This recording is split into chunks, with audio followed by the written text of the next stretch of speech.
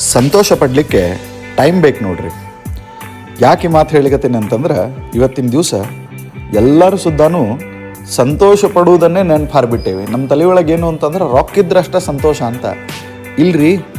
Time ಇದ್ರೂ ಸಾಕು, ಸಂತೋಷ ಪಟ್ಟಂಗನ. ಆ ಟೈಮನ್ನು ನಮ್ಮ ಪರಿವಾರಕ್ಕೋಸ್ಕರವಾಗಿ ನಾವು ಮೀಸಲಿಡಬೇಕು. ಹೆಂಡತಿ ಮಕ್ಕಳು ಮಾಡ್ಕೊಂಡಿದ್ದು ಎದಕ್ಕೆ ಅಂತಂದ್ರೆ ಸಂತೋಷದಿಂದ ಇರ್ಲಿಕ್ಕೆ ರೀ. ಇದನ್ನು ನಾವು ಅರ್ಥ ಮಾಡ್ಕೊಳ್ಬೇಕು. ಎಷ್ಟೋ ಜನ ಇವತ್ತಿನ ದಿವಸ ಟೈಮ್ ಇಲ್ಲ ಅಂತನೂ ಗದ್ದಲದೊಳಗೆ ತಮ್ಮ ಫ್ಯಾಮಿಲಿ ಟೈಮನ್ನು ಕೂಡ ಕೆಲಸಕ್ಕೆ ಹಾಕ್ಲಿಕ್ಕೆ ಬಿಟ್ಟಾರ. ಹೊರಗೆ ಹೋದ್ರೆ 4 ದುಡ್ಡು ಬರ್ತದೆ, ಮನೆಯೊಳಗೆ ಕೂತ್ರೆ ಏನಾಗ್ತದೆ ಅಂತ. ನಾನು ನಿಮಗೆ ಹೇಳೋದೇನು ಅಂತಂತಂದ್ರೆ, ಹಿಂಗೆ ವಿಚಾರ ಮಾಡ್ಲಿಕ್ಕೆ ಹೋಗಬೇಡ್ರಿ.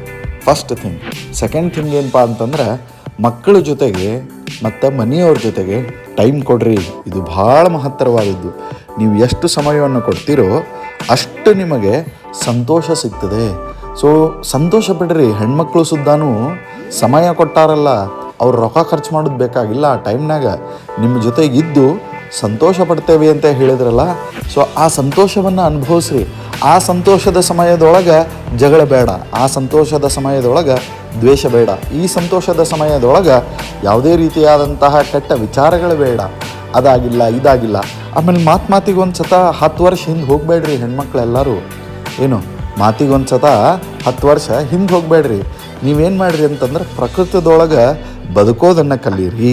ಅದನ್ನು ನಾನು ಎಲ್ಲರಿಗೂ ಇವತ್ತಿನ ದಿವಸ ಹೇಳಲಿಕ್ಕೆ ಪ್ರಯತ್ನ ಪಡ್ಲಿಕ್ಕತ್ತೀನಿ. ಇವೆಲ್ಲ ಕೆಲವೊಂದಿಷ್ಟು ಏನವಲ್ಲ ಮಾತುಗಳು, ಇವೆಲ್ಲ ಸರಳ ಮಾತುಗಳು, ಎಲ್ಲರಿಗೂ ಗೊತ್ತಿರ್ತಾವೆ. ಆದರೆ ಇದನ್ನು ಫಾಲೋ ಮಾಡಬೇಕು ಅಂತಂತಂದ್ರೆ ಬಹಳ ಕಠಿಣ ಆಗ್ತದೆ.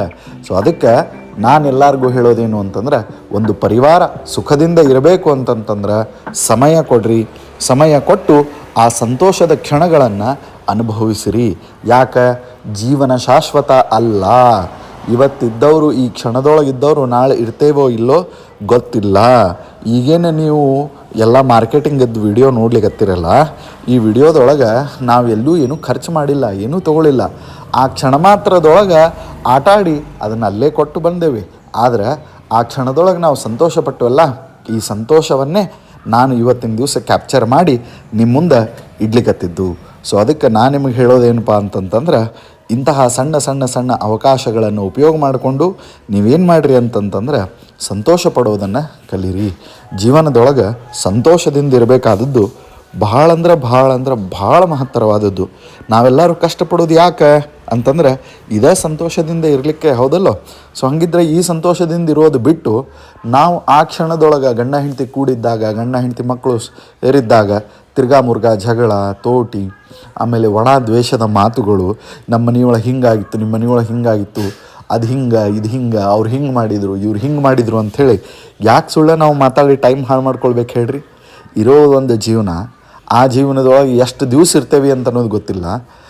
ಏನೋ ಅನಾಯಾಸೇನ ಋಣಾನುಬಂಧ ರೂಪೇಣ ಪಶುಪತ್ನಿ ಸುತಾಲಯ ಅಂತನೂ ಹಂಗೆ ಹೆಂಡತಿ ಮಕ್ಕಳು ಸಿಕ್ಕಾರ. ಹಂಗಿರ್ತಿರ್ಬೇಕಾದ್ರೆ ನಾವು ಸಂತೋಷದಿಂದ ಇರೋಣಂತ. ಸೊ ಗಂಡ ಮನಸ್ತಾಪಗಳಾಗ್ತಿತ್ತು, ವರ್ಕ್ ಪ್ರೆಷರ್ ಭಾಳ ಅದ, ಸಾಲದ, ಆಮೇಲೆ ಅವ್ರಿಗೆ ಕೊಡಬೇಕು, ಇವ್ರಿಗೆ ಕೊಡಬೇಕು, ಏನೋ ರೊಕ್ಕದ ವ್ಯವಸ್ಥೆ ಆಗ್ಲಿಕ್ಕತ್ತಿಲ್ಲ ಅಂತಂದ್ರೂ ಸುದ್ದಾನು ಇದೆಲ್ಲದರ ಮೇಲೆ ಒಂದು ಪ್ರೀತಿಯ ಸಂತೋಷದ ಕ್ಷಣ ಕಳೀಲಿಕ್ಕಂತಲೇ ಸಂಸಾರ ಇರ್ತದೆ. ಹೆಂಡತಿ ನನಗೆ ಮನೆಯೊಳಗೆ ಇಷ್ಟು ಫ್ರಸ್ಟ್ರೇಷನ್ ಅದ, ಅಷ್ಟು ಫ್ರಸ್ಟ್ರೇಷನ್ ಅದ, ನನಗೆ ಹಂಗಾಗ್ತದೆ ಹಿಂಗಾಗ್ತದೆ, ಅತ್ತಿ ತ್ರಾಸು ಕೊಡ್ತಾರೆ, ಮಾವ ತ್ರಾಸು ಕೊಡ್ತಾರೆ, ಅದು ಅದ ಇದು ಅದ ಅಂಥೇಳಿ 108 ಸಮಸ್ಯೆಗಳಿದ್ದರೂ ಕೂಡ ಇವನ್ನೆಲ್ಲ ಮೀರಿ ಸಂತೋಷ ಪಡಲಿಕ್ಕೆ ಅಂಥೇಳಿ ಆಗಿದ್ದೆ ಮದುವೆ, ಇದ್ದದ್ದ ಮಕ್ಕಳು. ಸೊ ಅದಕ್ಕೆ ನಾನು ಇವತ್ತಿನ ದಿವಸ ಎಲ್ಲರಿಗೂ ಹೇಳೋದಿಷ್ಟೇ, ಈ ಸಂತಸದ ಕ್ಷಣಗಳನ್ನು ಅನುಭವಿಸಿರಿ. ಇದು ನಮಗೆ ಹೊಳ್ಳಿ ಸಿಗೋದಿಲ್ಲ. ರೊಕ್ಕ ಖರ್ಚು ಮಾಡ್ತೇವೆ ಅಂತಂದ್ರೂ ಸಿಗೋದಿಲ್ಲ. ದಯವಿಟ್ಟು ಅರ್ಥ ಮಾಡ್ಕೊಂಬಿಡ್ರಿ. ಏನು ರೊಕ್ಕ ಖರ್ಚು ಮಾಡ್ತೇವೆ ಅಂತಂದ್ರೂ ಕೂಡ ಸಿಗೋದಿಲ್ಲ, ಬರೋದಿಲ್ಲ.